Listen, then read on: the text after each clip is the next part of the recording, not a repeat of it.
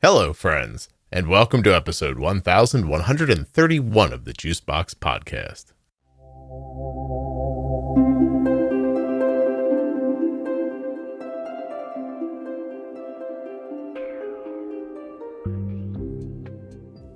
Megan is 34 years old. She's had type 1 diabetes for about 2 years, and this conversation goes in a number of different directions. We talk about hypothyroidism, PCOS, type 1 diabetes, mismanagement from physicians, maternity leave, DKA, metformin, keto diets, shaky doctors, and the fact that Megan ran away when she was 17 to Mexico to marry her husband. Please don't forget that nothing you hear on the Juicebox Podcast should be considered advice, medical or otherwise. Always consult a physician before making any changes to your healthcare plan or becoming bold with insulin. When you place your first order for AG1 with my link, you'll get 5 free travel packs and a free year's supply of vitamin D. Drink ag1.com/juicebox. Don't forget to save 40% off of your entire order at CozyEarth.com. All you have to do is use the offer code JUICEBOX at checkout. That's JUICEBOX at checkout to save 40% at CozyEarth.com.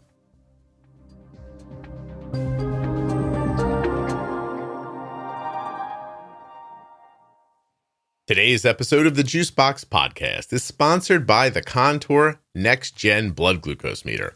This is the meter that my daughter has on her person right now. It is incredibly accurate and waiting for you at contournext.com/juicebox.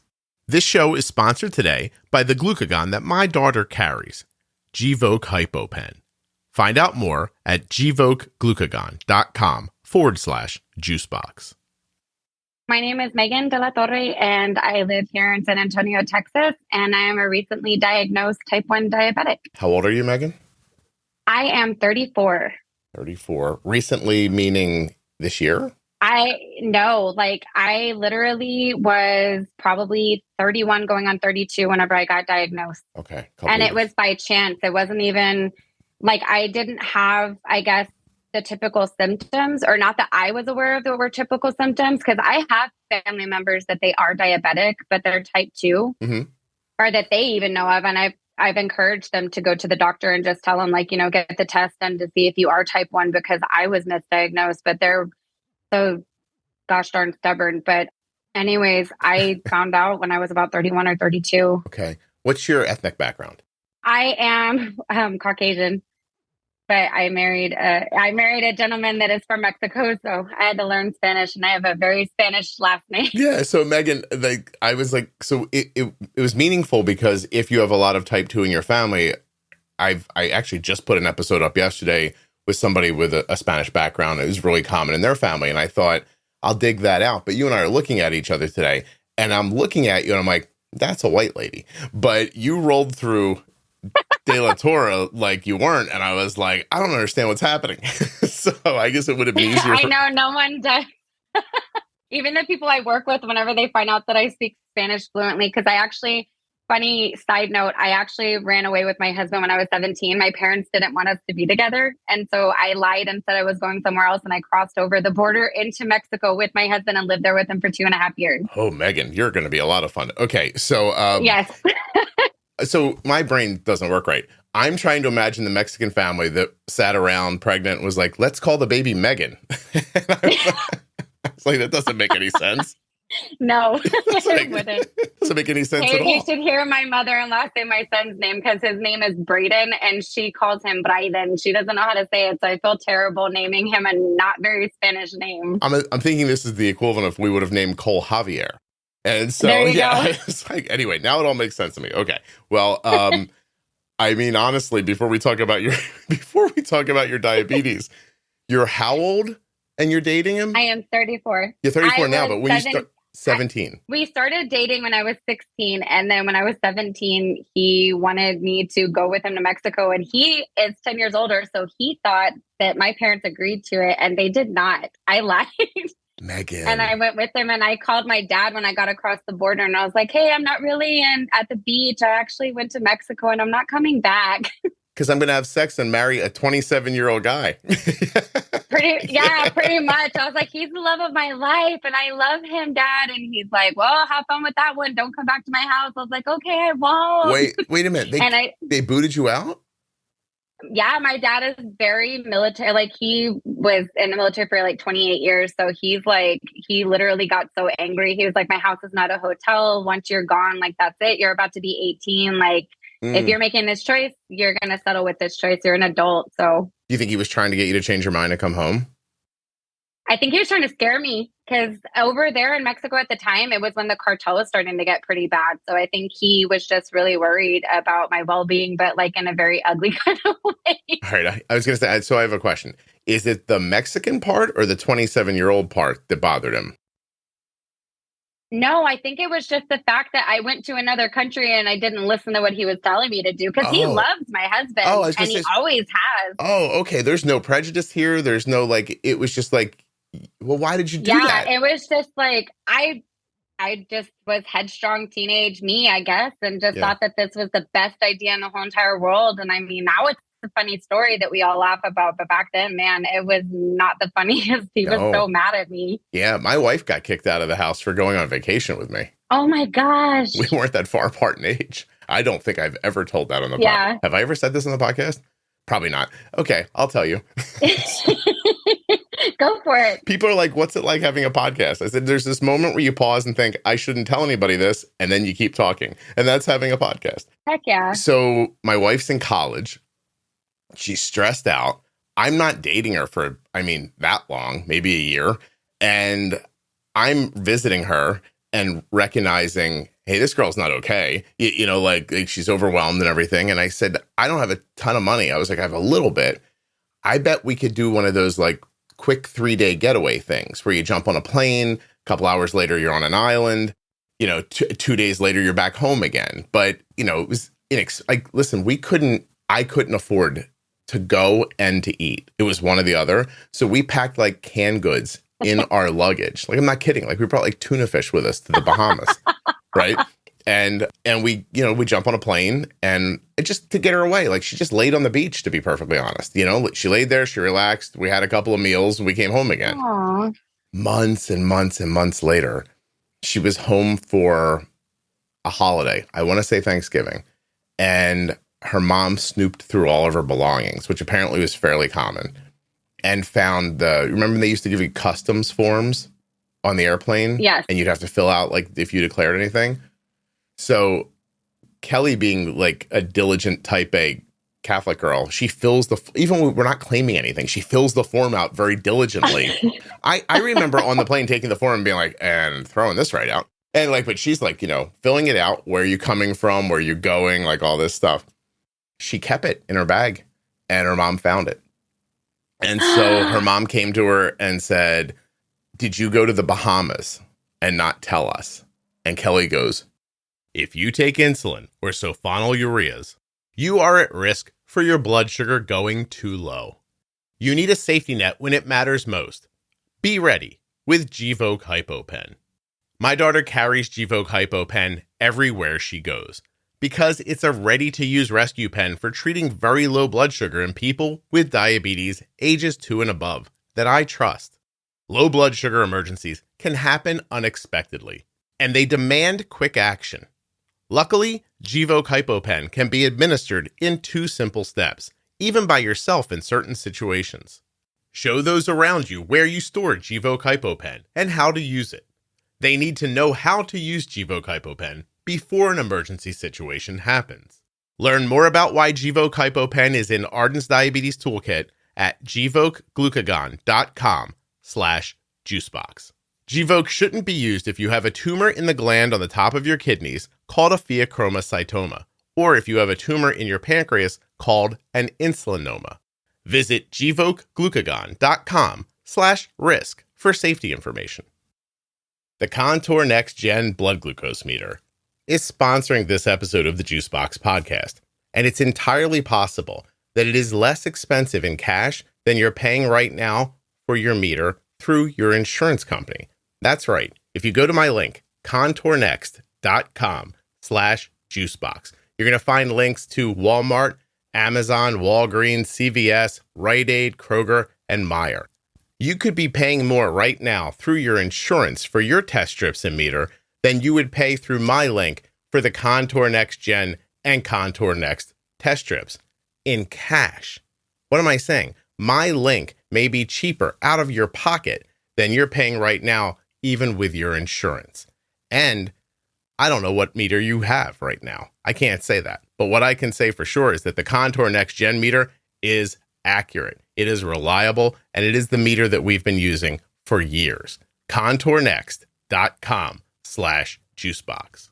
And if you already have a Contour meter and you're buying test strips, doing so through the Juicebox Podcast link will help to support the show. No. And she pulls out this customs form and holds it in her face. And she says, well, then what's this? And my wife goes, oh, yeah, it's the customs form from when I went to the Bahamas.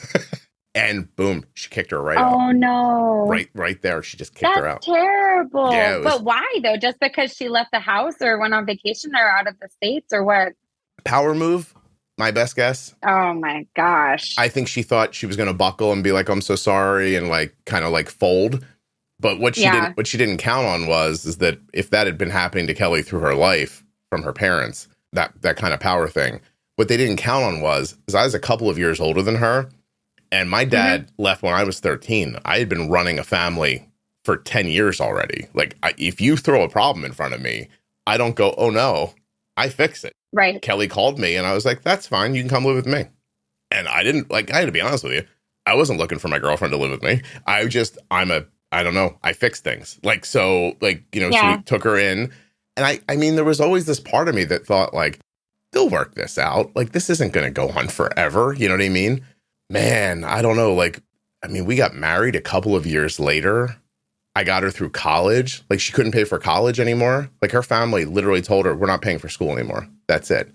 They transferred all of her student loan debt into her name and just laid it on her. Like, they tried really hard to like force her home.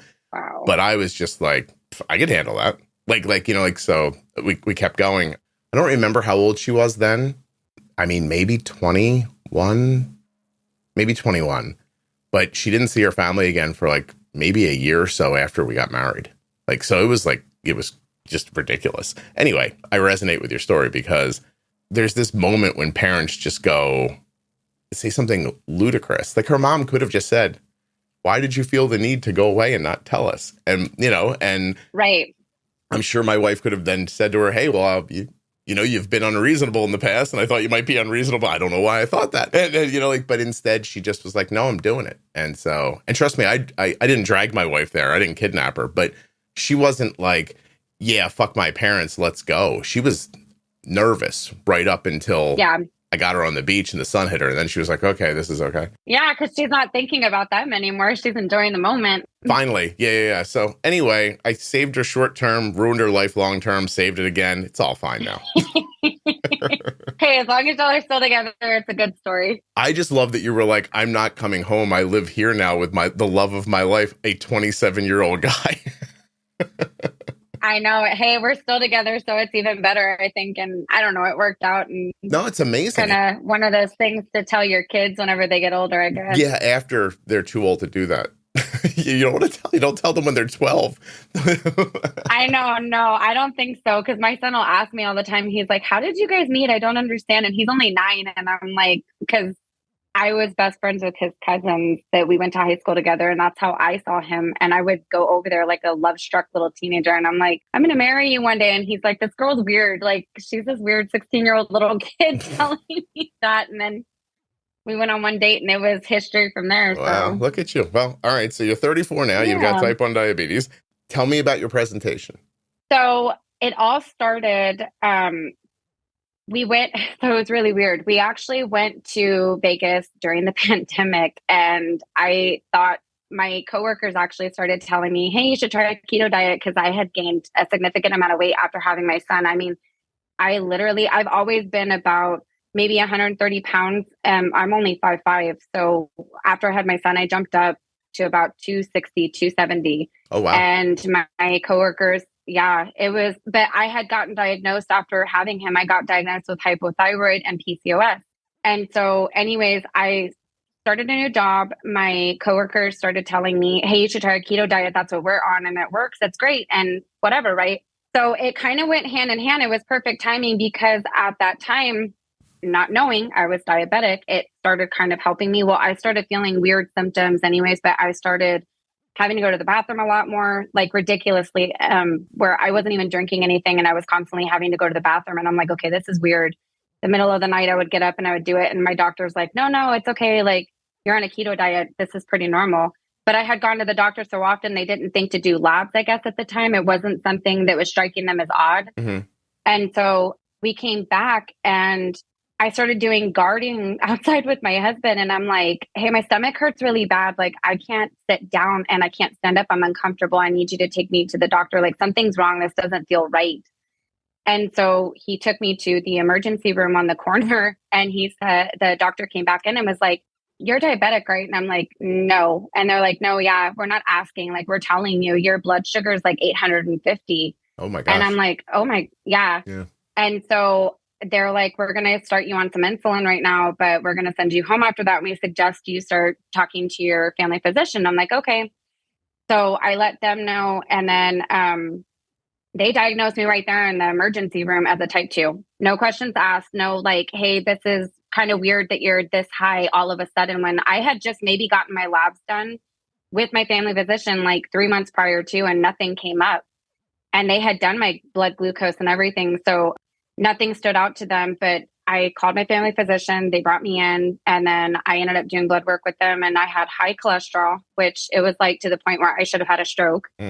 They didn't run any other tests other than my blood glucose. And it came out that I was like at 3 something that present day. Yeah. And so they started me on metformin, and then they started me on cholesterol medication. But then as the metformin, at first it started working, but again, I was on a keto diet. So it kind of was helping because I wasn't eating any carbs. I was literally restricting myself down to way even less than what my doctor was telling me. I was maybe intaking all of like 20 grams of carbs in a whole day.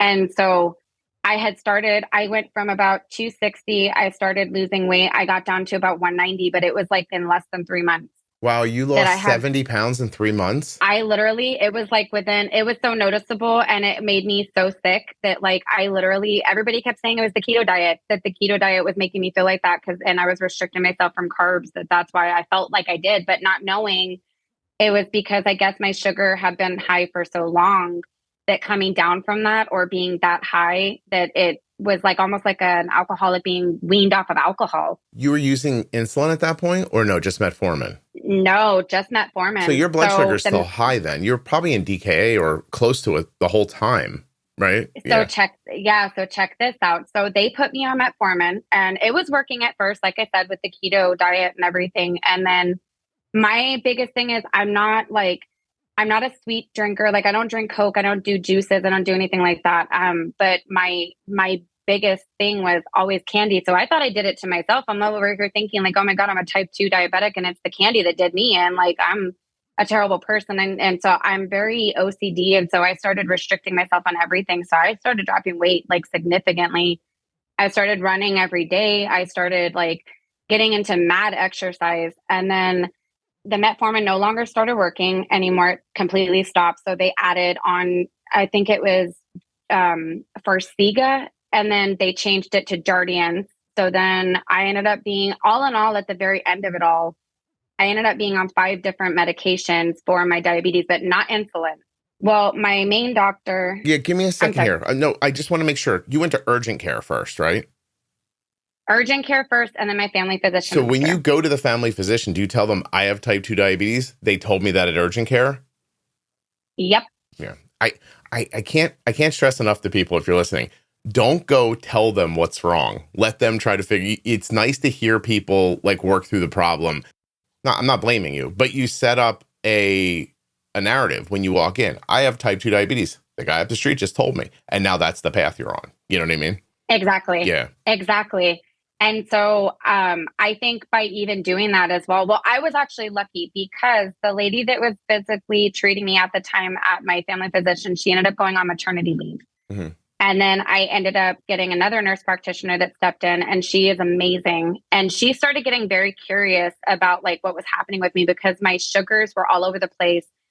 she put me on a Freestyle Libre, and then she's like, okay, something isn't right, but we're going to keep trying to figure this out because your sugars at this point, like she was really persistent. She wanted me to be on insulin. I said, no, like I'm type 2. I'm not going to be on insulin. Like I'm going to get rid of this. I'm going to reverse it. I'm going to get it under control. Mm-hmm. And so she's like, okay, well, the next step is insulin. I'm just letting you know. I'm like, okay. So I got it under control for the most part, but then I started that high exercise, like high intensity weightlifting. And so then come to find out when I was doing it, my liver was dumping glucose. So my sugar would skyrocket when I was working out. Right. So for like months at a time, I was literally like in the morning. And then to top it all off, I have dawn phenomenon. Mm-hmm. So when I would wake up in the morning, my sugar would just skyrocket for absolutely no reason, whatever it may be. And then it would come right back down, and then it would be normal levels. And then I would work out and it would skyrocket again. And then I would be fine the rest of the day. Yeah. You know, what I want to say here is Jenny and I are I don't know how much of the podcast to listen to, but Jenny and I are making this series right now that's aimed at doctors and patients at the same time. So to tell doctors kind of the things they should and shouldn't do, and to tell patients the things that they should expect or kind of push back against. Like it's going well, and I think it's going to be a great series that comes out next year. But we're talking a lot about language, and it's interesting where that doctor goes wrong with you. When you say, I don't want insulin, you see insulin as an escalation. Is that the word? Yes. An escalation. Right. Like, oh, my diabetes is bad, but it'll be worse if I'm using insulin. She agrees with that. That's the problem. Like, you could have dieted away your type 2 diabetes if that was your goal and taken insulin at the same time. Those two things are not mutually exclusive at all, but you thought they were. I understand why you thought that, because that's the narrative in the world. But that a doctor agrees with that is insane. Like, the next thing she should have said was, no, you can do both of these things at the same time. Then we'll take you off the insulin. Yeah, it makes me upset. I think because my head's so far into it, making that series right now. This is a classic story and fascinating. You're telling it really well. I didn't mean to cut you off. I'm sorry. No, you're good. Other than to say, Megan, I'm not a doctor. I'm like the furthest thing from a doctor. And you had hypothyroidism and PCOS before your diabetes onset. I don't know how anybody with 8 minutes worth of like knowledge doesn't know to look for type 1 now. You have autoimmune already, right? I know. Yeah. So like in hindsight, it's kind of wild because I like get kind of mad like at the situation, looking back at it, knowing more now. But like even leaving the emergency room that day, I was like looking back at it, I'm thinking they didn't give me anything to tide me over until I saw my doctor. They didn't give me any sort of like paperwork that said like, hey, this is how you can try to help yourself, or like any sort of guidance, I guess. Mm-hmm. So here I am panicking and doing the worst thing ever, which you're looking at Google. I wasn't even like looking at things that are like reliable. It was bad information to get go. So I'm like over here thinking the worst, and I'm like, oh my God, I'm going to die. Like it says my head's going to fall off if like, you know, like the worst things Google can even like come up with, like all the worst scenarios. So back to the whole dieting and the exercising, it actually come to find out I work for a transportation for a district, for a school district. I'm a manager. And so, we have to hold a CDL, and I had done a physical for work, and the girl told me after I did the urine sample, she said, are you diabetic? And I said, yeah, I am. And she goes, you might want to call your doctor. I just did the strip and you were spilling a massive amount of ketones. The strip is black, and I've never seen that. And I was like, okay, well, like, let me call my doctor. I don't even know what that means. And so I call my doctor, she calls me back and she's like, don't worry about it. You're on a keto diet. I'm like, okay. She goes, are you having any symptoms? And I'm like, I mean, now that you say it, the only thing I've noticed is that my sugars are really high. I lost my appetite and I keep feeling like I can't breathe. Yeah, and I was should like, I worry but other about than that? How about no, the black on the know. test strip? By the way, my ketones aren't high. The test strip went, and it died. I know, Yeah. exactly. Like Right. It just went up in smoke. It dipped in the fire, like incinerated. I mean, like, so I'm sitting here like, oh, okay, cool. Like, I'm good. I'm in my mind thinking like as a dummy, like, okay, like, cool. Like you're the doctor. You're going to tell me the truth. And so I'm thinking, great, I'm doing a great job at this keto thing, right? No, not even 2 weeks later. It's the first like week of school, which is like chaotic. And so we're literally like, it's a Thursday night. I make dinner for everybody and it's like fresh in my mind. I literally made this keto, like wrapless pork, whatever. And I was like, within 30 minutes getting sick. And I'm like, oh my God. So I dump it out because I'm not the type of person that gets sick and I'm very careful with my food. So I was like, okay, I just gave everybody food poisoning. So here I am dumping pork out. And my mother-in-law was like, but that didn't taste bad. Nothing's wrong with it. Like, why are you doing that? And I was like, I just got sick. And she's like, okay, well, I don't think it was the food. Go lay down. You don't look good. And I was like, okay. So I went and laid down, got sick again. And it kept going, but it wasn't like a normal kind of sick where you feel sick. It was like, I literally was like throwing up and it was like not even the right kind of color. It wasn't even like a bile color. Oh no, so, dying looks different than regular being sick. Yeah. Thank you. Yeah, exactly. So here I am like thinking, oh my God, I'm driving the bus and the pandemic, I've never gotten COVID yet. And so I'm thinking, God, I got COVID or something. Like, I don't know what COVID is like. I know you get cold-like symptoms and that's it. And I'm thinking, oh my God, these kids got me sick. But then it still kept happening. And I'm like, anything other than like what it really was. Right. Mm-hmm. And so I end up finally, I come to work sick. And my boss is like, no, you don't look right. Like, you need to go home. And I'm like, okay. I don't remember driving home. I remember laying down at home and my husband finally woke me up and I was still getting sick. And he said, I want to take you to the doctor. Something's wrong. Like, I'm scared for you. And I sat up. I went to go from our bedroom to the couch and I couldn't breathe. Wow. And I couldn't catch my breath. And I thought, I think I'm dying. Like, I literally think I'm dying. I was like, you got that one right. Yeah. And so they took me to that stupid emergency room again. And the doctor came in and was like, I need to send you out immediately. You are DKA and you have pancreatitis. And I'm like, oh my God. And I was like, I don't even know what that means. What is that? And he's like, you could potentially die because your organs are already starting to try to shut down. I'm just keto. Yeah, I know. I was like, no, I've just been exercising. I'm great. He's like, no, I'm getting healthy. I know. And I'm like, how is this possible? And so he's like, but this is the crazy thing is like, my sugars were only high after I would get done working out. So my sugars on my Freestyle Libre were telling me I was at like 90% for my sugar. I was pretty much always in range. Yeah, but the range was also up to like 200, right? Yeah. Exactly. Right. You don't know what you're talking about. Like, right. Exactly. It's crazy. Like, so when I ended up in the ICU and they kept me in there for 2 days and my endocrinologist that's treating me, he actually was the one that treated me for hypothyroid, but I, dumb me, stopped going to go see him because I thought, I'm healthy, I'm fine.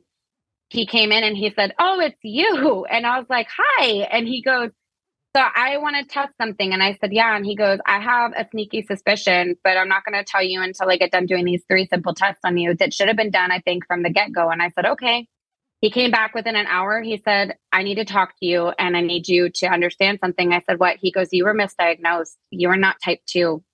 And this is not something you're reversing. You have type 1. And he goes, it's type 1 LADA. And he's like, it's a late adult onset of diabetes. He's like, but he goes, you were born with it, but something set it off and triggered it now as an adult. And he goes, your pancreas is literally kaput. Like, there's nothing it's going to do for you anymore. Right. He's like, so there's no more medication. He goes, I'll keep you on metformin if you want to. Cause he goes, I know you're very careful with your weight. He said, I really don't want to. He goes, but we're going to do insulin right now. And so from there, like, even when I was in the ICU, it was so bad and I was so sick. I was in there for like a week and a half. They had an insulin drip on one arm and a sugar drip on the other. Trying to get you balanced out. Exactly. Yeah. Because they didn't want to bottom me out because my sugars were fine, but I was so DKA and have been DKA for over like a couple of weeks, I guess. You needed a lot of insulin to flush that part. Hey, amount of time between the first visit to the local place where they said you had type 2 and the day where somebody told you had type 1, how much time was in between there? 1 year. Wow. 1 year. Almost to the date. Right. And because it's LADA and it's this slow onset, you didn't just drop dead. By the way, if it would have happened faster, your 1 year would have happened sooner and you would have hopefully run to the hospital and been okay. But your body kept helping. and then stopping helping and then back and forth like that. Isn't that crazy?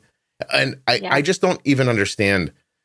You know, you use that phrase in range, and I thought that's like maybe the worst phrase that people talk about. Like, and I don't just mean with diabetes either. Like thyroid. Oh, don't worry, it's in range. Well, my TSH is 4. That's in range. But I have all these symptoms, but it's in range. And so you get these people in positions of power in medicine who don't really understand the details, and they pull up a chart and go, no, it's green on the thing. You're fine. Like, I mean, that's your understanding of this? Like, great. Oh my God. Jesus. You have one kid, right? Yeah. Yeah. You know, your husband had to save you, because as much fun as it was when, you know, you guys were younger, now he's like, I'm never getting a girl 10 years younger than me now. I really got to hold on to her. I know. I'm going to need her to take care of me when I get old. I know. Get off the sofa. You're not dying, Megan. Get up. That's pretty much, and it's funny that you say that, because that's exactly what he said. He goes, afterwards, he goes, who's going to take care of me if you're not here? And I was like, oh my God. I was like, that's terrible. He's typical machista. I don't know what that means, but I know how boys think. So, like typical, like Mexican man, I guess you could say. Like he's like how in Mexico their culture is like the women take care of the men. He's typical, like, no, you better get up, because who's gonna make my food for me tomorrow? Because he would burn water if he had the opportunity. My wife got a little lippy the other day, and I said, "Listen, I'm losing weight now, so I think I'm not scared anymore. I could turn this around in 2 seconds. I could find a nice lady." And so you be careful. Also, my daughter, Arden, we're driving in the car like the last time she was home, out of nowhere. I've said this once on the podcast, but if it's here, she goes, you know, if mom dies, I could see you with a nice Indian lady. And I went, yeah. And she goes, yeah. And I said, why? She goes, I don't know. I just see it. And I said, why are we painting a picture where mom dies? She goes, I don't mean, like, you know what I mean. And I'm like, no. I said, I don't understand this conversation at all, but okay. And then so we told... That got dark really fast. We went back and told Kelly. I was like, you know, I said, Arden said that if you die, she could see me with a lovely Indian woman. And Kelly laughs, and she said something like, oh, please. She goes, you are such a catch for like a middle-aged woman with type 1 diabetes. They're going to be lined up at the door. And I was like, oh, yeah, you're right about that. Oh, my God. Can you imagine? Like, you're having trouble dating. You're in your 40s. Shots fired. Yeah. She's like, you're going to be taking care of some woman's type 1 for the rest of your life if I die. And I was like, oh, you might be right about that, too. Oh, my God. Not the point. Point is, your husband was like, uh-oh. Yeah. Pretty much. We got to get her to the hospital. Light bulb. I know the light bulb went off. Like, oh shoot! Like in a little accent. Oh shoot! I think you're sick. That's fantastic. All right, so this doctor, saves you from this problem. What happens when you go back to your doctor who for a year has been telling you the wrong things? Do you ever go back? I do. So she actually I think she felt very bad because I was not, in her defense, I really wasn't symptomatic to even being DKA, because I really wasn't, other than the not really having an appetite. I'm not really a big eater anyway. So I think that's probably what deterred her from even having like the thought of like, something is wrong with you. But she literally told me, I am so sorry, because had I have known sooner, or even had like any inclination that that's even what it was, she goes, but you were not symptomatic, like not typical symptomatic for DKA or anything. Also, I think being keto masked a couple of things along the way, right? It gives an excuse in their head, at least.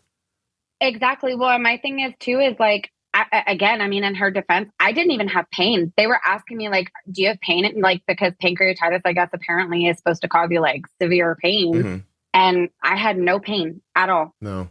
Nothing. And so it was just, the only thing that they did when I got there was they started making sure that I was comfortable. They were giving me the insulin. They were coming in every hour, taking my blood. And that's basically it. I was just waiting for them to tell me I was good to go. And I didn't have any sort of symptoms other than that. Any trouble eating pork today? Does it make you sick? Oh, yeah. I can't even anything like that. Even honestly, like I try to stay keto diet, but then I'm like, you know what? Screw it. Like at this point, there's no point like of even trying to maintain something like that. It's not, especially because like if I do a keto diet, my sugar will drop so freaking fast because this damn Omnipod that I'm like, I can't do it. You're on an algorithm using Omnipod 5? Yes, Yeah. my doctor, I finally gave in because I was doing, I was on a Humalog pen and then on actually because of your podcast, I was understanding how all of that works, but like bolusing and all of that. So I thought I was doing a great job, but he told me that with how severe everything was when that happened to me, he really, really wanted me to be on an Omnipod so that I'm not having to think about it or try to like gauge it myself. And he's like, just take all the thinking out of it and just let that thing do it for you. And if you have issues after that, then we'll come back and we'll revisit it. He's like, but I really, really want you to be on an Omnipod. And I was like, I feel like this is for your benefit, not mine, but we'll go for it. Whatever you say. Now I'm not trusting doctors so much. Yeah, I was going to say, you have different thoughts now when people say things. You're like, you might be wrong and trying to kill me. So, well, I mean, I get it. Like, wait, are you on Omnipod 5 or Omnipod DASH? Omnipod 5. 5. Okay, so the algorithm is running for you. And yes. And when you ate keto on it, you had trouble? God, yeah. If I even like try to follow any sort of like strict low carb diet, like I literally will drop so fast and it doesn't even, it's within like maybe, I don't know. Cause I'm pretty terrible if I restrict myself. Cause I literally there's no middle ground for me. I'm either 0 to 100 or like nothing at all. So I literally, if I go keto, I'm like not intaking anything all day long. I'll try to maybe do a bare minimum of like 30 grams of carbs. If I go over, I get mad at myself. Yeah. So that's what I was thinking. And I'll drop. If you're wearing that device and eating not keto, and then all of a sudden jump into it really drastically, it's thinking about your needs from yesterday. And if your needs change significantly, then that's where you're going to be real quickly. So right. I'm sure if you stayed with it for a little while and you were strictly keto, I don't see why you couldn't run that system, and pretty well, actually. But the problem is if you bounce back and forth from very drastic to not drastic, then it's going to, it's almost the same as if you ever heard people talk about like, oh, my kid's super active during the week and not during the weekend. And, so they get higher blood sugars on the weekend because the algorithm, by the way, really doesn't matter what algorithm it is, but like the algorithm's thinking activity, and then all of a sudden it goes away and then it comes back. And yeah, it's, I take your point. So I mean, I don't know. Like I ate very low carb once when I was younger, and we did it to lose weight. Back before people called it keto and stuff like that, there was a doctor. Can't think of his name. He had a book. It was really popular. And basically, I just came home. We were really young, and I said to my wife, I was like, I think if we don't eat carbs, we'll lose weight. So like, I grew up incredibly poorly. Like I didn't know what the hell I was doing, and she wasn't much better off as far as nutrition went.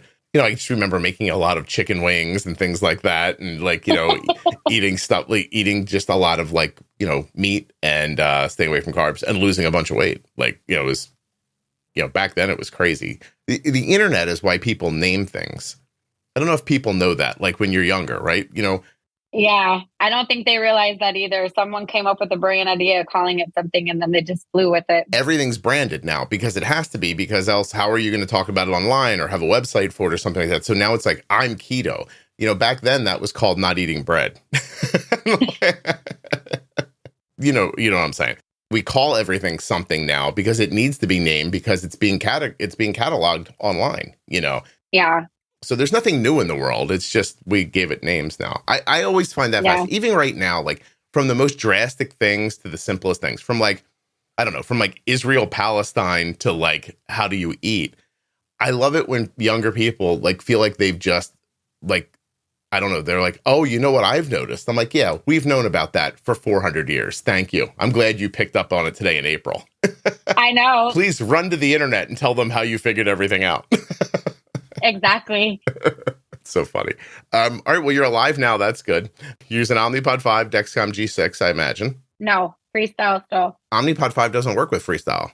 I know, but it's about to. And the guy told me that they are in the works of progressively like getting towards where Freestyle is going to work with Omnipod. He told me to give him a couple of months and it will be. So I gauge it based off of what my Freestyle says. And then I enter in the information on the little device that comes with the Omnipod. Wait a minute. You're running the algorithm, but you're feeding the number in constantly? Yep. Is that not exhausting? A little bit. And it's kind of irritating because it's almost like having the pen still, if you think about it, because I'm still having to gauge it. But I just enter in like however many carbs it is. I can pause it if I want to. There's lots of different things that you can do on it when it's being ran manually. And so instead of it being Oh, no. connected, Okay. You're in manual right now. yes. Yeah. Okay. Because I'm like, you're frying my brain. I'm like, you cannot run that algorithm without it being attached to a G6. I was like, what is she talking about? I'm like, there's no, I just now, I'm starting to Google. I'm like, that's not possible. I'm going to have to say no to that. But okay, you're in manual and I see. So you're just running a regular pod right now. It's basically like you're using Dash because you're in Omnipod 5 in manual. I got it. Okay. Right. So you've gotten away from the algorithm because you're switching from Dexcom to Libre. Was that a financial decision or why did you do that? I never did Dexcom. I always stuck with Freestyle. I never liked Dexcom, to be honest with you, but now it's caught my attention because I don't know. I guess it was more so that I just got stuck on Freestyle. I was comfortable with it, and I'm scared to do anything outside of that with everything that's happened. No, that's fine. But what I want to say is you've never used Omnipod 5 in automatic. Never. No. Okay. So I got it now.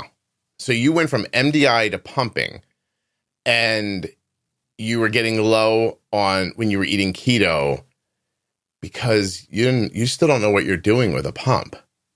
Like you're not kind of, it's almost like having a pen. Even when I was with the pen and I would do it, I was okay because I don't know, like I would get told like by some people, oh, you need to gauge it based off of like your net carbs or total carbs. Like everybody's opinions and differences and everything on like how you should be dosing yourself. Yeah.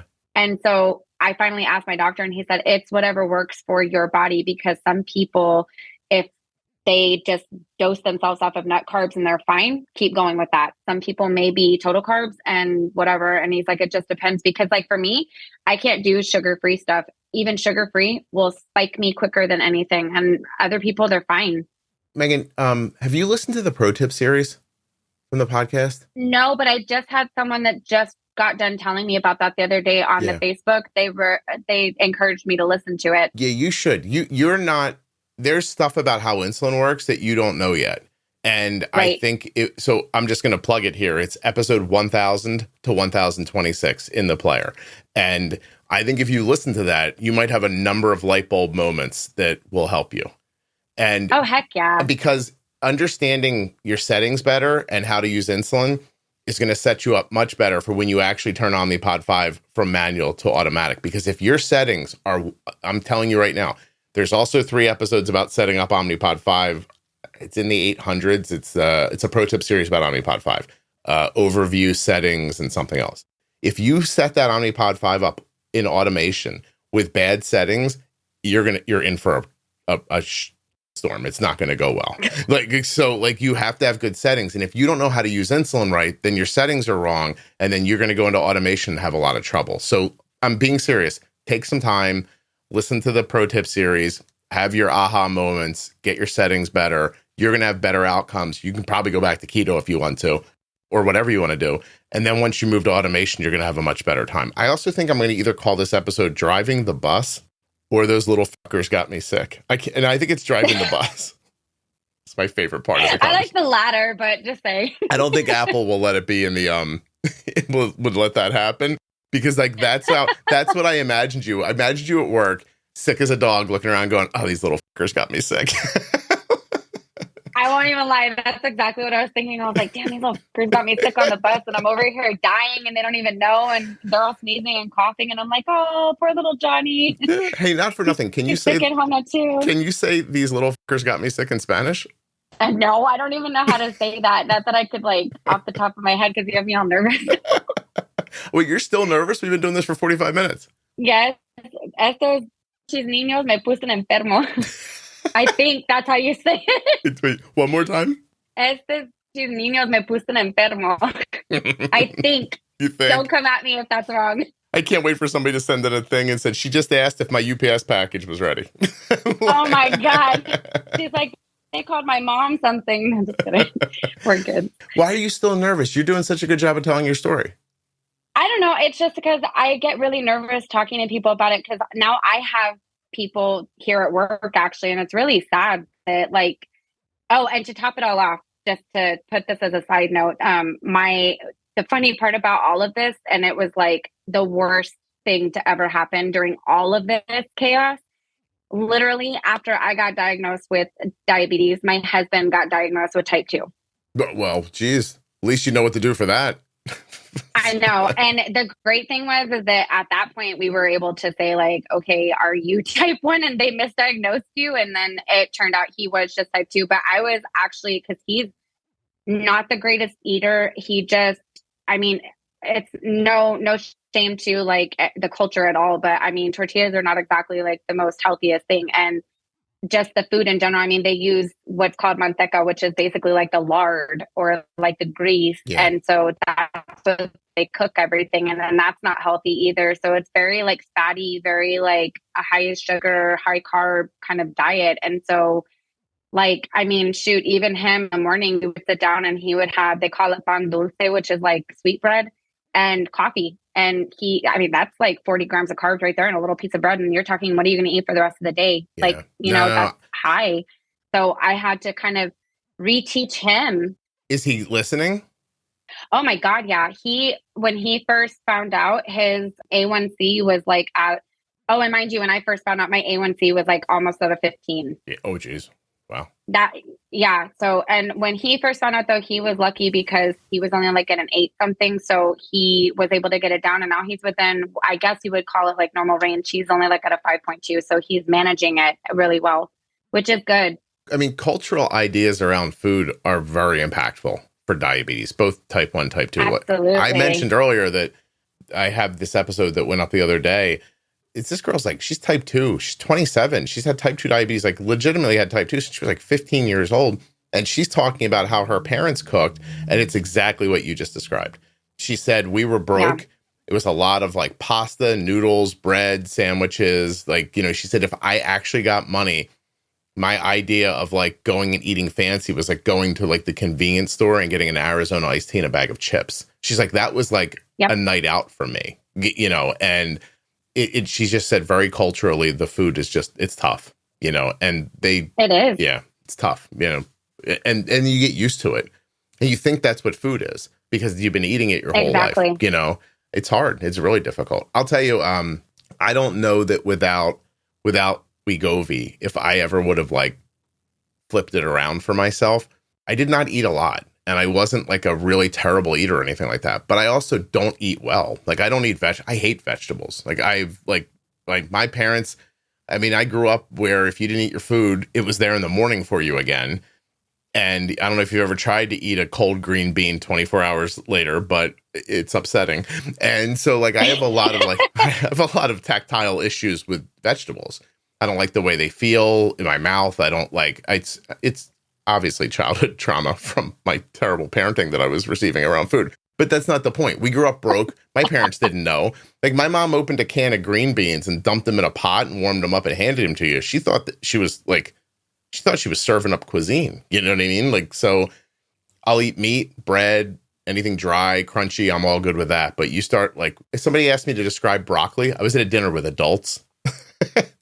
And they were like, you don't want that? I was like, I don't like broccoli. And people are like, you don't like broccoli? And I'm like, no. And I started telling them about how it feels in my mouth, which got a lot of weird looks, but whatever, fuck them. And I was, so I said, if I had to describe broccoli to you, I would tell you it feels like little balls in my mouth because the florets have those little and they come off in my mouth. And I hate that. Like, it's upsetting to me. Like, they feel like they're everywhere inside of my mouth. And people are like, just chew. And I'm like, no, I can't do that. Like, I want to go, you and I are looking at each other, which is odd because usually I would just mime this for like audio, but stuff like that in my mouth, I can't even spit it out because I'm like, I just want to, I'm like, please fall out of my mouth. So I hate the way a lot of foods taste. Now, could I fix that? I'm a reasonably intelligent adult. I should be able to go get good vegetables, make them for myself every day and eat them, but I don't. So and I don't have you making my food for me, telling me, shut up and eat this, which is what's going to end up saving your husband, by the way. It's going to make you pissed at him, but it's going to save him. So I know, because my wife and I grew up in the same situation. So although she eats vegetables fine, but it's still not her first thought. We just have I think I explained to Abby in that other episode that even now, as adults who can actually afford to go grocery shopping, we still must look like I think I said rubes who found $200 in the grocery store. because, you know what I mean? Because we're just like, look at this. You remember when we were broke? And it sticks to you. Like, it's anyway. I don't know. Like, I mean, even if you have money, though, I mean, food is just expensive in general anymore. I mean, it's so much easier to go grab the cheap shit than it is to even go out and grab all the good stuff. And I mean, that's being honest. I mean, every week we're spending like probably $300, if not more, on food just to be healthy. And it's like, at the end of the day, how worth it is it? Like, I mean, obviously your health is worth it, but it's just crazy. And it's like, they're setting you up for failure, basically, like they almost want you to be sick. This is going to sound strange. I had this existential conversation about the cost of things while putting air in my tires the other day with a gentleman who was also putting air in his tires. I'm basically having a podcast wherever I go. So here's the lead into this, and then I'll get you to the story. Oh, this is going to sound ridiculous. This is right here. This is my brain's like, don't say this, but here we go. This really old IROC Z28 pulls up, but it's in great condition, right? It's like I don't know how old they are now. They got to be almost a 40-year-old car, right? Like, so this is a car that would have been amazing in the 80s or like, right? So, and it's in great condition. And then this woman gets out of it who also looks like she must have been amazing in the 80s. I don't know if that makes sense. So this very hot 50-year-old lady gets out of who I'm assuming would have been a really hot 20-year-old girl 30 years ago, gets out of a car that would have been a really hot car 30 years ago, too. It was like they got out of a time warp. It was fantastic. That started the conversation between me and the guy with the air in the tires. And somehow that got over to, honestly, I don't know, but this is very insightful about how this podcast goes. But somehow we got to what food costs and how things have changed. And I told him, I said, if you were in my brain and walked into that convenience store and just walked through and looked at the price on everything, I was like, you'd be incensed. I'm like viscerally angry when I see what things cost. I was like, you, at this point, these kids think a 12-ounce can of something to drink being $4 is reasonable.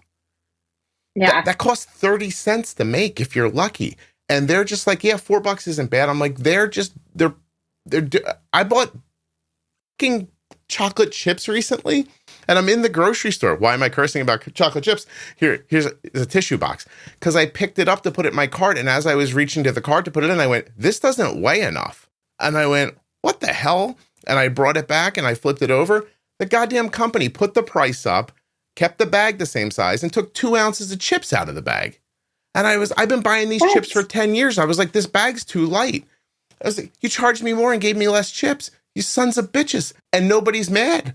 And I'm like, see, we've lulled everybody into this happy thing where everybody's like nice to each other. Like, you need a couple of people like me running around going, motherfuckers are ripping us off. And and the kid don't know. He's going to go in that store. He's going to buy a can of something. He's going to grab a sandwich. He's going to pay $20 for it and not think twice about it.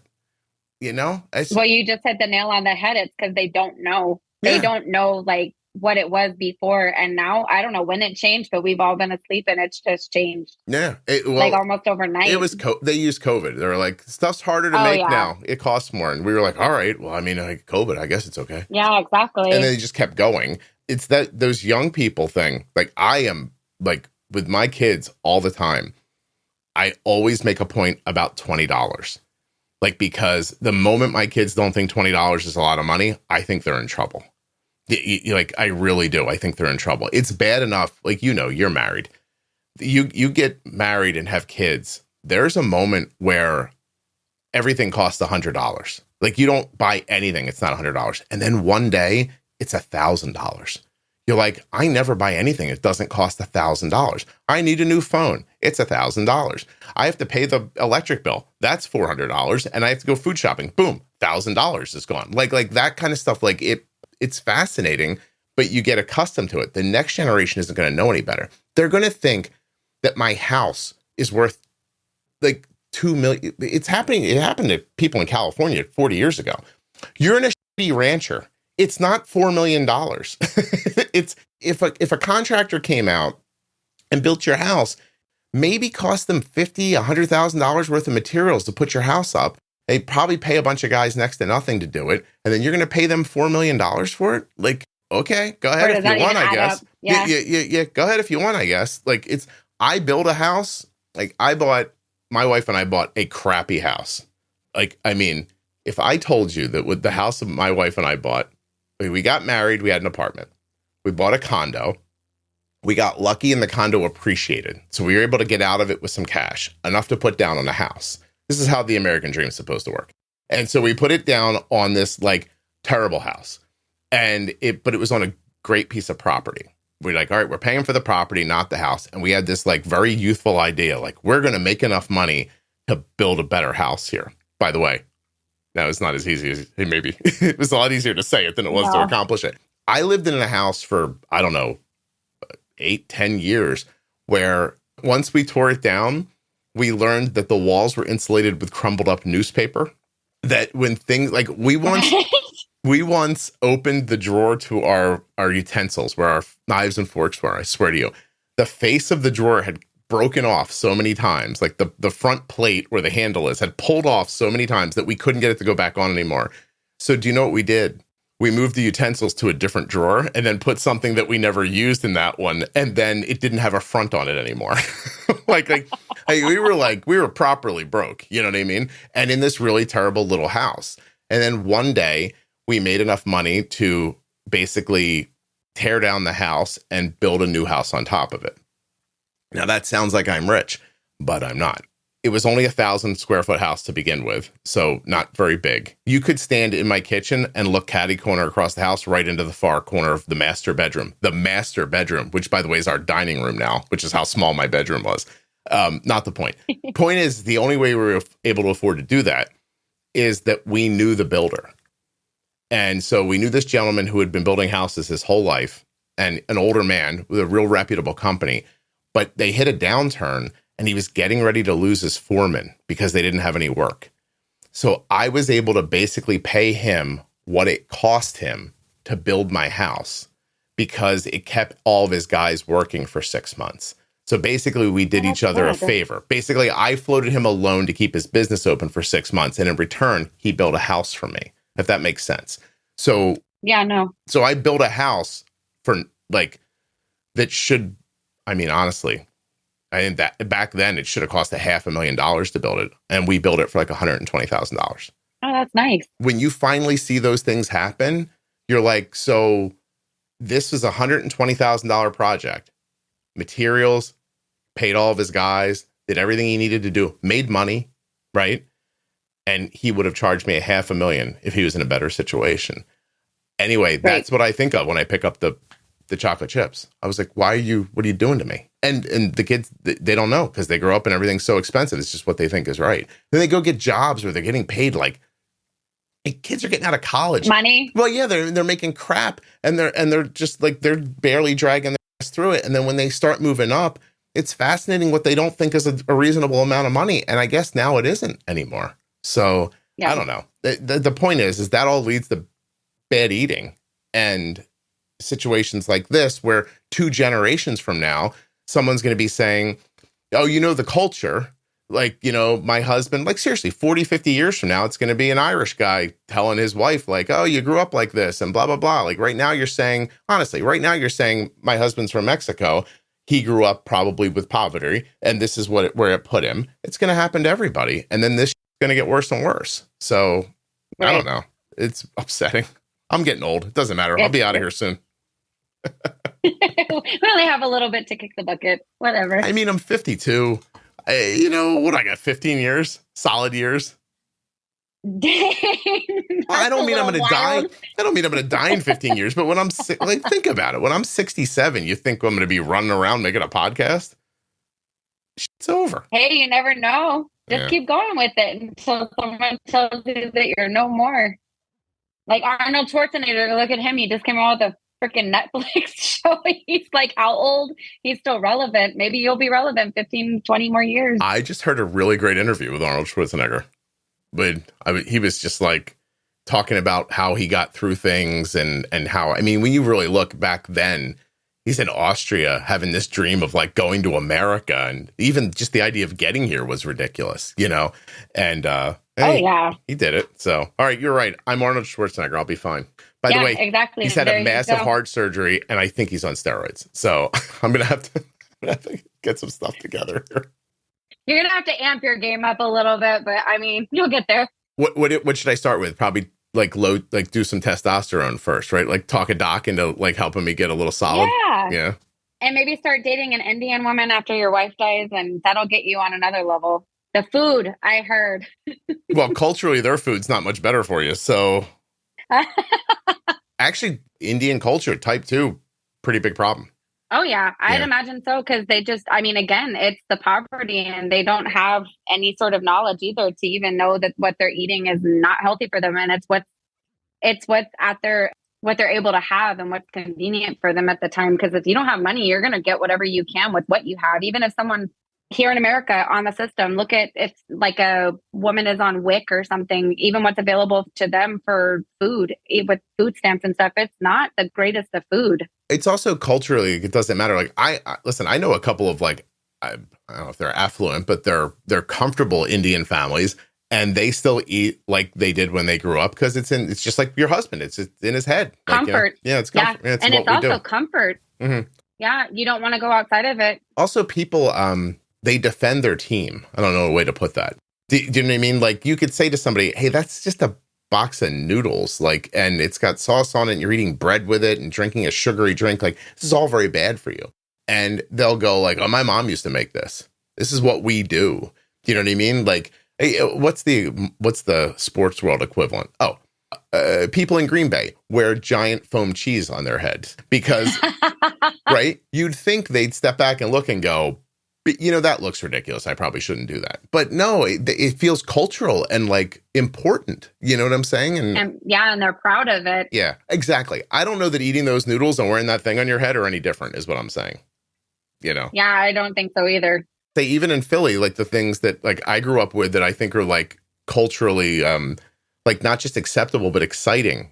I'll tell you this. I'm going to tell you a story. Okay. So I'm telling someone else's story, but it's my reaction to the story that's important.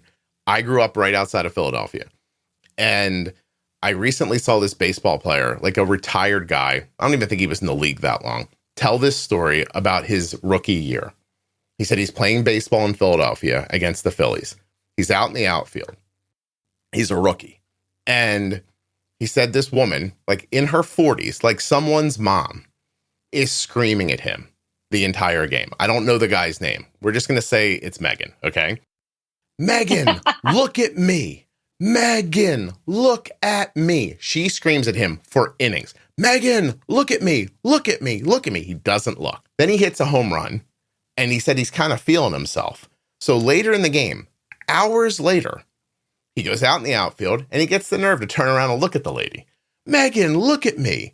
And he turns around and looks at her, and without pause, she says, I'm going to fuck your mother.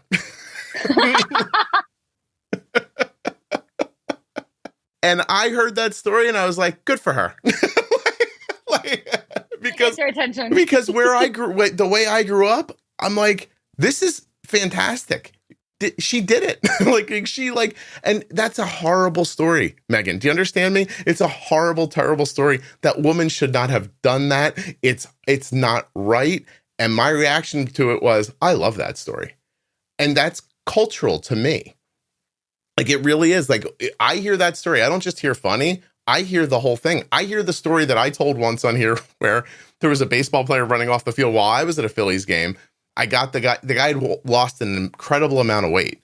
It was like, actually, like to the point where you looked at it and you thought, wow, good for him. Like, he's really pulled himself together. I had that thought watching the game. Like, this is good for him.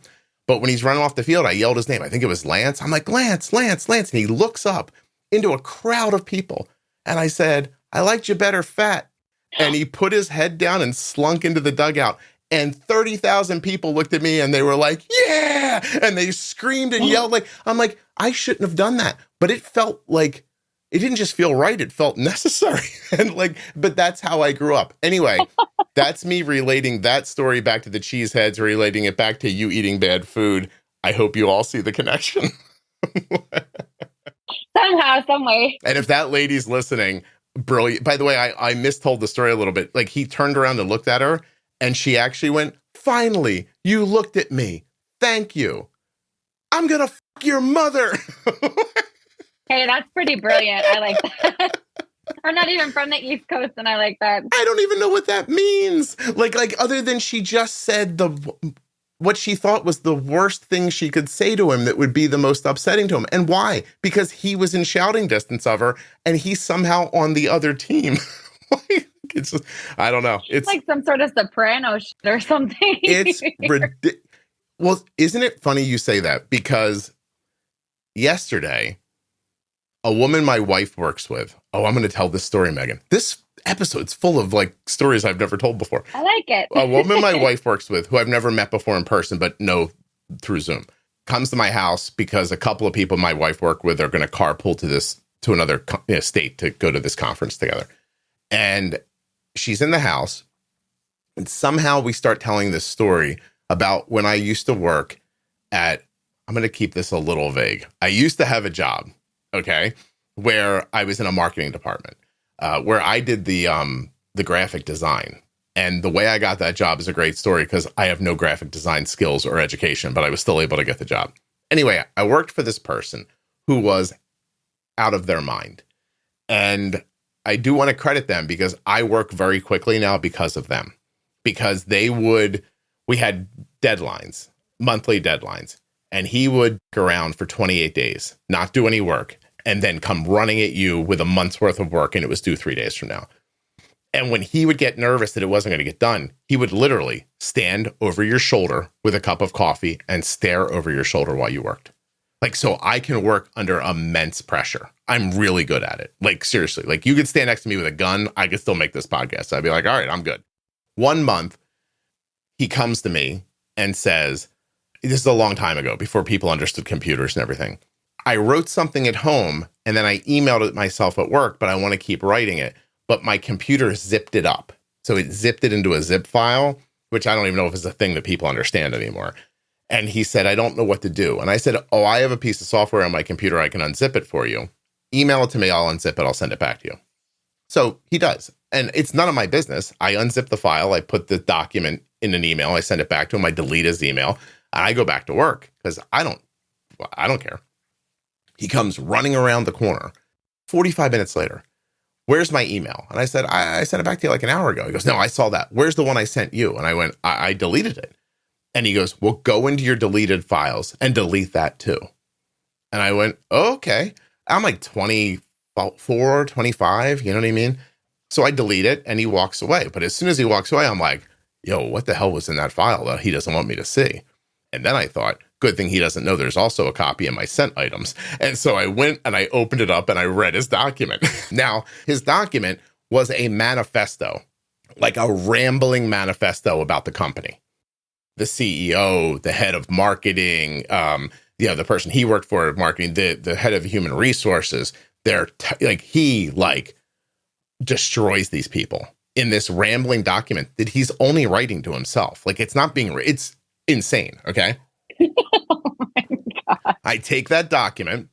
I immediately save it onto a disk. I immediately email it home to myself and I sit on it. I don't do anything with it. I don't care. I just keep it. Why? I don't know back then. I just did. Well, a year later, my wife is pregnant and he's still doing the same every week, every month. Hold off. Don't do the work. Hurry up, do it. And one day I'm working and he goes, if you don't get this done, I'm going to fire you. Kelly was pregnant with Cole. And I thought, oh, no, you're not. So I whipped out that document. I reread it. I hadn't read it in a long time. He calls the head of human resources like I forget how he put it, like some like sycophant with her head up the ass of the CEO or something like that. I printed it out. I went over to human resources. I knocked on the door of the director's office. She don't know who the hell I am. I'm a kid. She's a grown lady. I stick my head in. I go, could I talk to you for a minute? And she goes, yeah, sure. I said, I came in, I sat down. I told her that story. And then I said, so this is what he wrote. And I'm inclined to give it to you, but you got to promise me you're going to fire him. And she goes, I can't promise you that. And I went, you know what? That's fair. There's no way you could promise me that. I'm going to go on faith. So I hand it to her and I sit there and she's reading it. Her assistant's looking over her shoulder. They're reading it. She gets down. I remember this so vividly. She goes, who's the sycophant with the head up their ass? And I went, oh, Joanne, I think if you reread that, you'll see you're the sycophant with their head up his ass. And she goes back and reads it and she goes, oh, yep, you're right. Thanks for coming, Scott. We'll take care of this. Anyway, the next day at noon, he didn't have a job anymore. And we learned that the reason all this was happening is he was an alcoholic. He was like a raging drunk. So he'd spend the whole month drinking. Like he'd say he was going to meetings, but he would just go to bars. And then he would pull his head out of his ass for 3 days and do his job and then scream and yell at us to get it done. Anyway, he shouldn't have threatened my job. He'd still be working if he didn't do that. I tell that story yesterday in my kitchen to a woman I've never met before who's not from around where I grew up.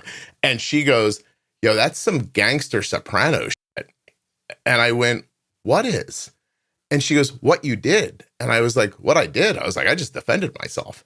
And she goes, wow. And she wasn't put off by me, but it threw her off. And when you just said that's some Sopranos, I was like, oh my God, is that who I am and I don't know it?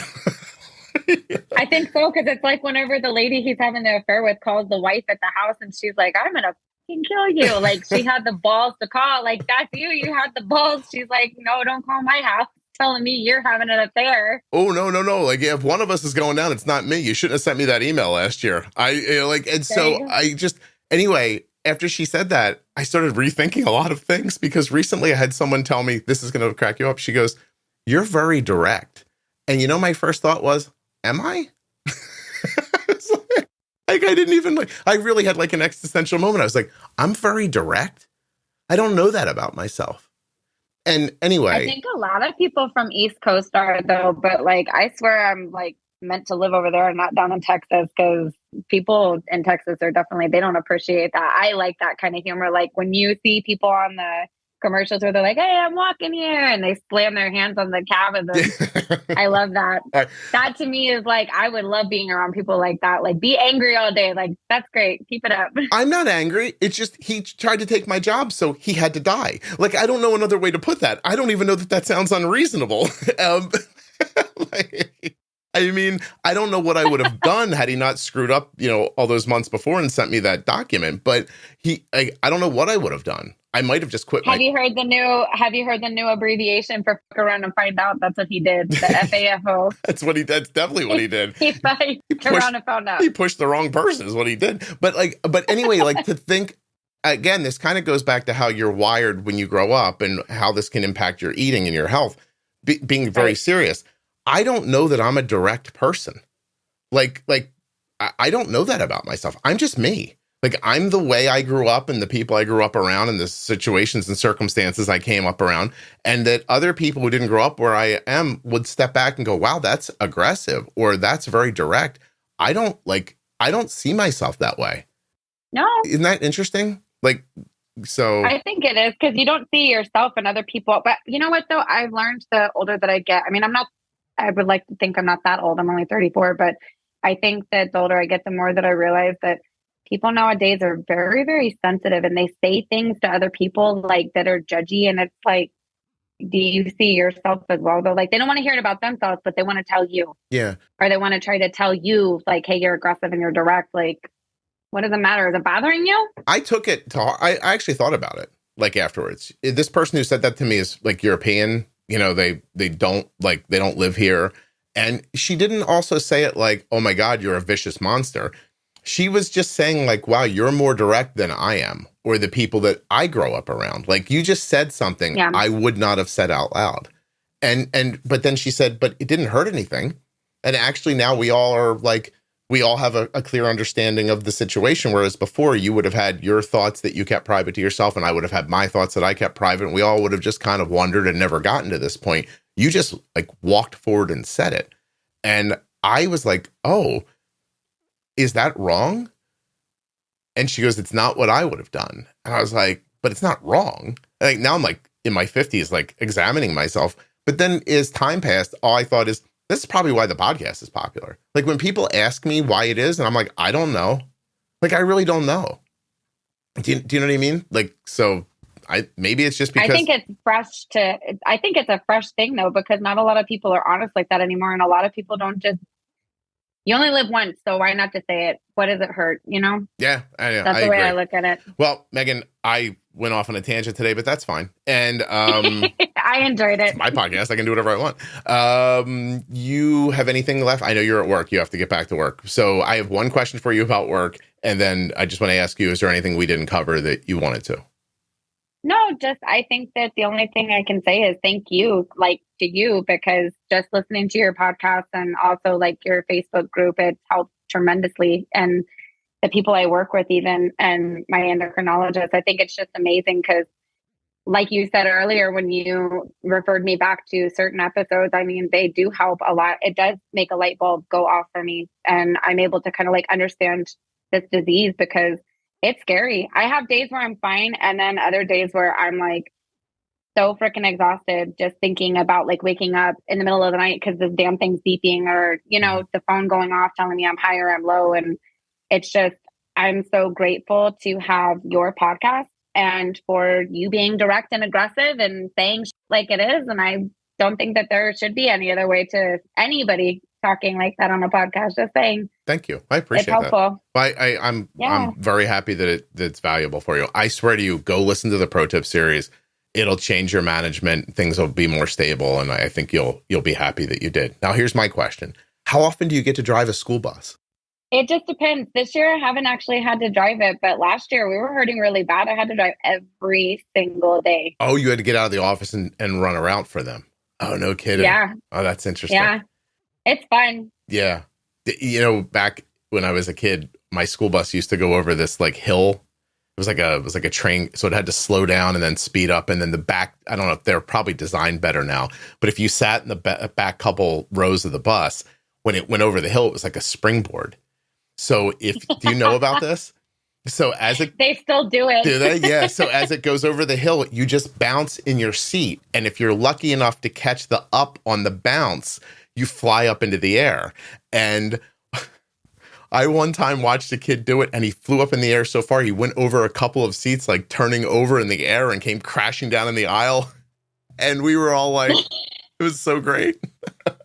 Oh my God. I think now that would make children cry. But I don't know. I've done that before. I've actually, because there was a dip in the road and I didn't know that there was a dip in the road and I'm driving and I'm going the speed limit and I hit it. And the kids, all I saw, because where the driver's mirror is, all I see is them going all this way. And they're like, can we do it again?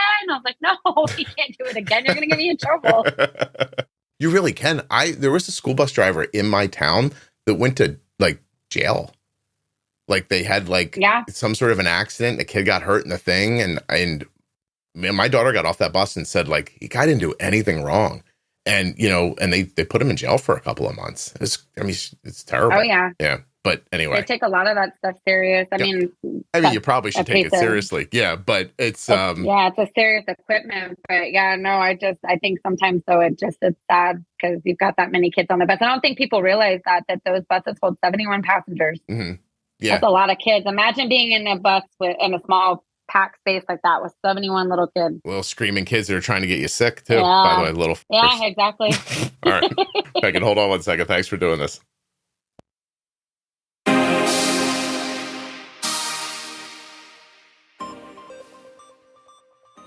A huge thank you to one of today's sponsors, Gvoke Glucagon. Find out more about Gvoke HypoPen at gvokeglucagon.com/juicebox. You spell that GVOKEGLUCAGON.com/juicebox. A huge thanks to the Contour NextGen blood glucose meter for sponsoring this episode of the Juicebox Podcast. Learn more and get started today at contournext.com/juicebox.